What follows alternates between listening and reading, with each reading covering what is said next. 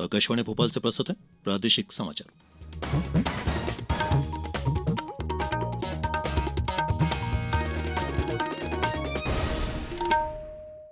नमस्कार, समाचारों के साथ मैं प्रशांत सिंगर। प्रधानमंत्री नरेंद्र मोदी ने कहा है कि भारत के लिए ये सही समय है जब युवाओं को विकसित भारत बनाने के लिए इस अमृतकाल का प्रयोग अवश्य करना चाहिए।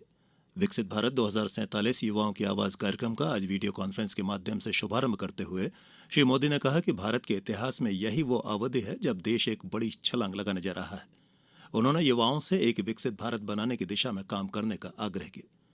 उन्होंने कहा कि युवाओं का लक्ष्य और संकल्प इसी उद्देश्य को ध्यान में रखते हुए होना चाहिए। श्री मोदी ने आज देश भर के राजभवनों में आयोजित कार्यशालाओं में विश्वविद्यालयों के कुलपतियों, संस्थान प्रमुखों और संकाय सदस्यों को भी संबोधित किया। प्रधानमंत्री ने शिक्षाविदों से अमृतकाल की एक ऐसी पीढ़ी तैयार करने का आग्रह किया जो भविष्य में देश का नेतृत्व कर सके। राज्य में नए मुख्यमंत्री का नाम आज तय हो सकता है। भाजपा विधायक दल की बैठक आज शाम बुलाई गई है। पेश है हमारे संवाददाता की एक रिपोर्ट। भाजपा विधायक दल के नेता के चुनाव के लिए आज शाम 4 बजे भाजपा प्रदेश कार्यालय में विधायक दल की बैठक आयोजित की गई है। बैठक में शामिल होने के लिए भारतीय जनता पार्टी संसदीय बोर्ड द्वारा नियुक्त केंद्रीय पर्यवेक्षक, हरियाणा के मुख्यमंत्री मनोहर लाल खट्टर, पिछड़ा वर्ग मोर्चा के राष्ट्रीय अध्यक्ष डॉक्टर के लक्ष्मण और पार्टी की राष्ट्रीय सचिव सुश्री आशा लाकड़ा भोपाल पहुंच गई हैं।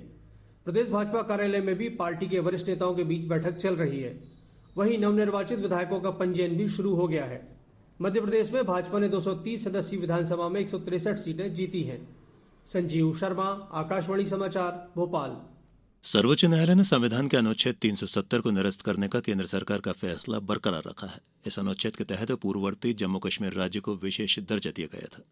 केंद्र ने 2019 में अनुच्छेद 370 को निरस्त कर दिया था और राज्य को 2 भागों में विभाजित करके केंद्र शासित प्रदेश लद्दाख और जम्मू कश्मीर बना दिए थे। मुख्य न्यायाधीश डीवाई चंद्रचूड़ की अध्यक्षता में 5 जजों की संविधान पीठ ने केंद्र के फैसले को चुनौती देने वाली याचिकाओं की सुनवाई के बाद यह फैसला सुनाया। सर्वोच्च न्यायालय ने कहा कि अनुच्छेद 370 अस्थायी प्रावधान था जिसे कुछ विशेष उद्देश्यों से लाया गया था और इसे निरस्त करने के राष्ट्रपति के आदेश में कोई दुर्भावना नहीं थी। प्रदेश में कल पल्स पोलियो अभियान के तहत बच्चों को पोलियो निरोधक दवा पिलाई गई। वहीं अभियान के तहत आज और कल 2 दिन दवा से छूटे बच्चों को घर घर जाकर दवा पिलाई जा रही है। स्वास्थ्य और आंगनबाड़ी कार्यकर्ता घर घर जाकर पोलियो की दवा पिलाने का काम कर रही है। नर्मदापुरम इटारसी से भोपाल के बीच भोपाल मंडल रेलवे चिकित्सा विभाग भी कल तक 5 वर्ष तक के उम्र के बच्चों के लिए पल्स पोलियो बचाओ अभियान चला रहा है। भोपाल में चल रहे 3 दिवसीय इज्तिमा का आज दुआ के साथ समापन हो गया। इस आयोजन में भारत सहित कई देशों से जमातें शामिल हुई।